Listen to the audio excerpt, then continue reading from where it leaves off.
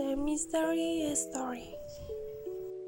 Last night was walking home next to the river Thames when something strange happened to me.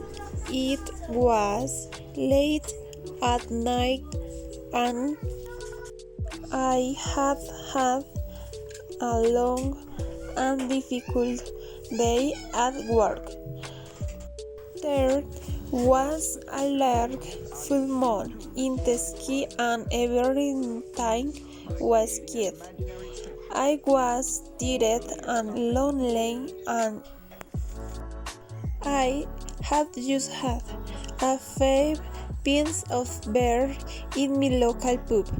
So I decided to stop by the riverside and look at the moon for a while. I sat on some steps very close to the water's edge and looked at the big yellow moon and wondered if it really was made of cheese. I feel very tired, so I close my eyes and after a minute fell asleep. When I woke up, the moon had moved behind a cloud and it was very dark and cold. The wind was blowing and an owl howled in a tree above me. Rubbed my eyes and started to get up, when suddenly I heard a splash. I looked down at the water and saw something. Something terrible and frightening and unlike anything I have ever seen before. Something was coming out of the water and moving towards me. Something green, strange and ugly.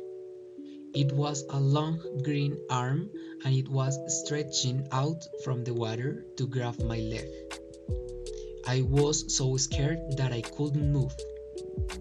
I had never been so scared in my whole life. The cold green hand was moving closer and closer when suddenly there was a blue flash and a strange noise from behind me. Someone jumped into the stairs next to me. He was wearing strange clothes and he had a crazy look in his eyes. He shouted, "Get back!" and pointed something at the monster in the water. There was a bright flash and the monster hissed and disappeared. I looked up at the man. He looked strange but kind. "Don't fall asleep by the river when there's a full moon," he said. "The moon goblins will get you." I had never heard of moon goblins before. I didn't know what to do. Who are you?" asked him. "You can call me the doctor," he said. I was trying to think of something else to say when he turned around and said, "Watch the stars at night and be careful of the full moon." I was trying to understand what he meant when there was another blue flash and I closed my eyes. When I opened them again, he had gone. I couldn't believe what had happened. What on earth were moon goblins?